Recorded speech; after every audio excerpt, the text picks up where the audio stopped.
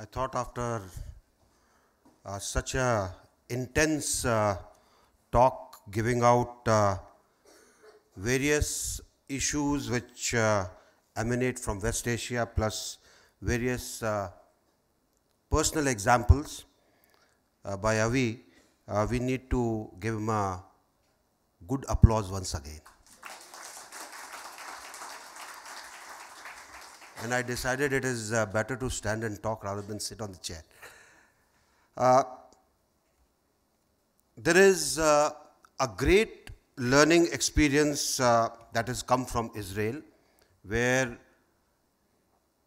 terrorism has affected the very foundations of existence of Israel.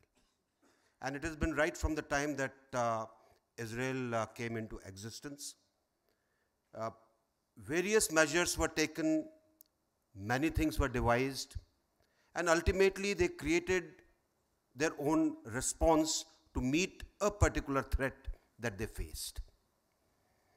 They faced many incidents, whether it was the massacre at Munich, whether it was Antibes, whether it was various shootings and other bombings that have taken place inside Israel, and there have been many. And they have come up with their own robust response, learning on the experience that has taken place.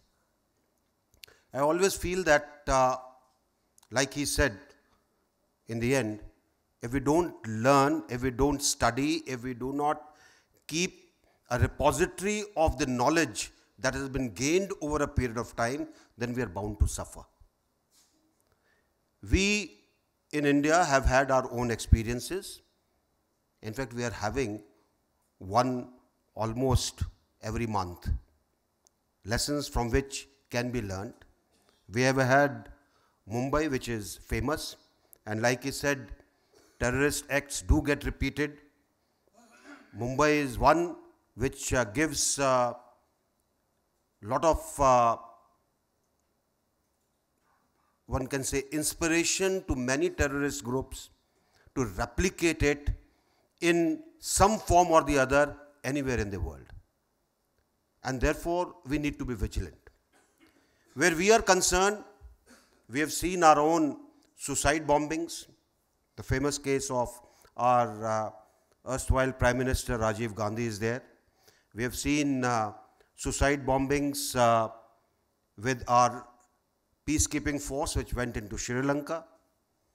And there have been many things that have happened within India. What we need to understand is, how do you tackle it?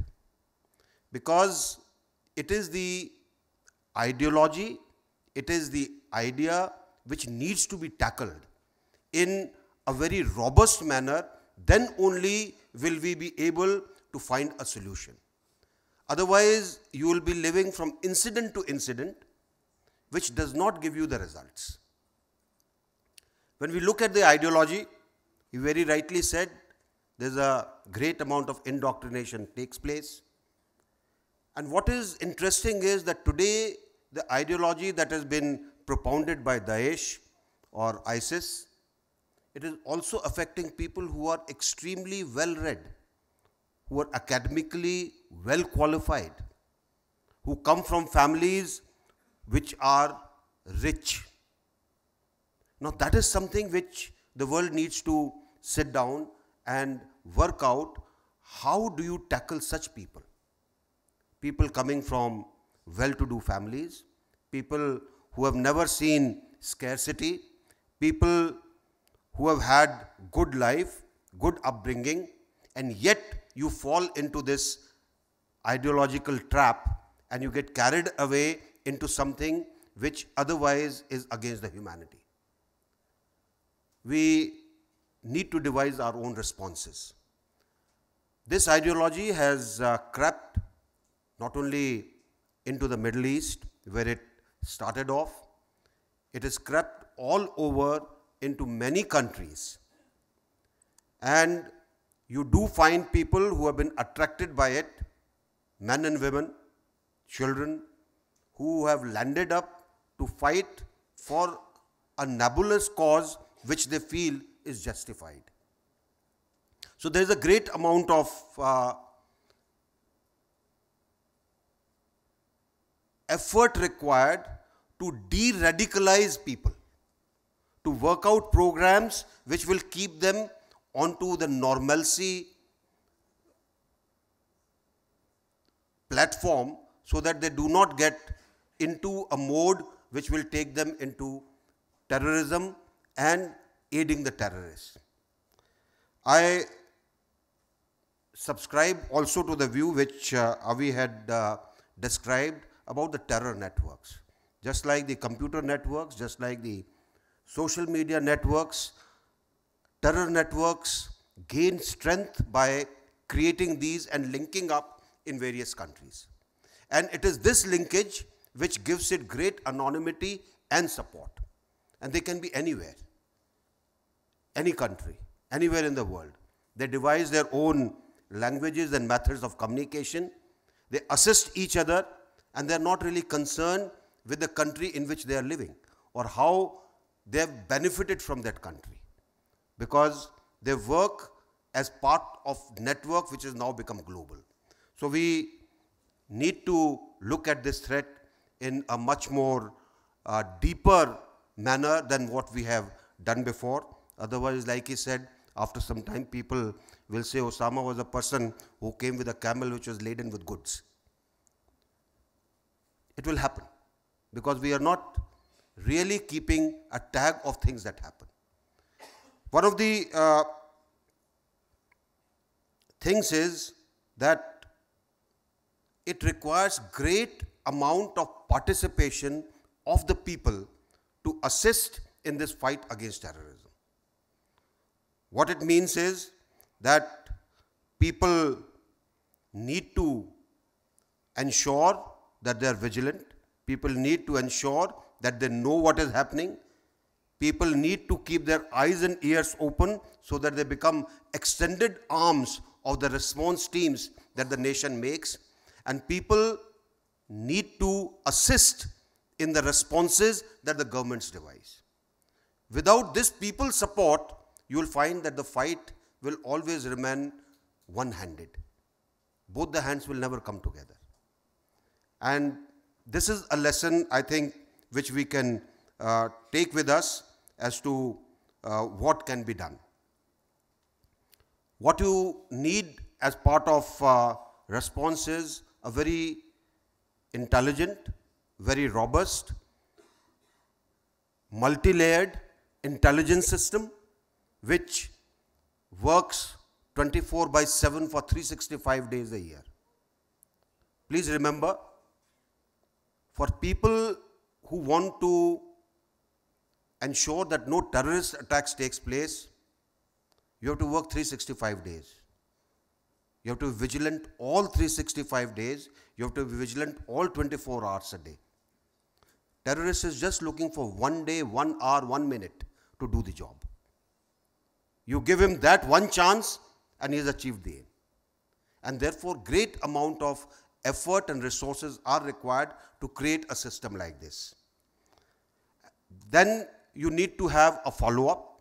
You need to have tie-ups with other countries, other nations, their intelligence systems, so that you can also create your own networks, just like the terrorists have done, to gain their own things. You need to create a great amount of awareness in the public.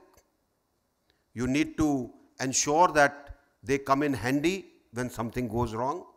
And lastly, you need to have well-trained professional response teams which are able to tackle an attack that takes place, or ideally which are able to ensure that the attack never takes place. After attack has taken place, damage has been done. So we need to look at these things very, very seriously. Technology comes in handy, but technology has to be supported by people, and a great amount of effort has to be put in. Avi would know that they have an organization of people who carry out data mining almost throughout the day, sitting in a place in New York, looking at anything which can be classified as hate against Israel or the Jews. And that starts giving them lead. It tells them, the message passes on fast. People start analyzing it. And there are times when they are able to nip the bud in place. They are able to find the thing before it happens. We need to do that. We have been affected very seriously by many terrorist attacks of various types, and it is for us to draw lessons not only from what Avi said about his experience in the Mid East, but also from all countries who have had this situation or this threat and have dealt with it. Because this is a threat in which you cannot go to sleep. It can do tremendous damage. So far as India is concerned, our stand has been very clear. There are no good or bad terrorists. There are only terrorists. And that is why we always say that terrorists have got no caste, religion, color. They are just terrorists. They are only driven by one philosophy: how to cause damage, how to create panic, how to get publicity for themselves, and to attain what their ideology says. We have proposed the CCIT, the Comprehensive Act for Tackling Terrorism, in the UN. We are hopeful that people will support us. Some have, some are still dithering. I sincerely hope that this dithering stops, because this is a threat which is real, which is current, and which is going to affect all the countries in the world. With this, I once again thank Avi and all of you. Thank you very much.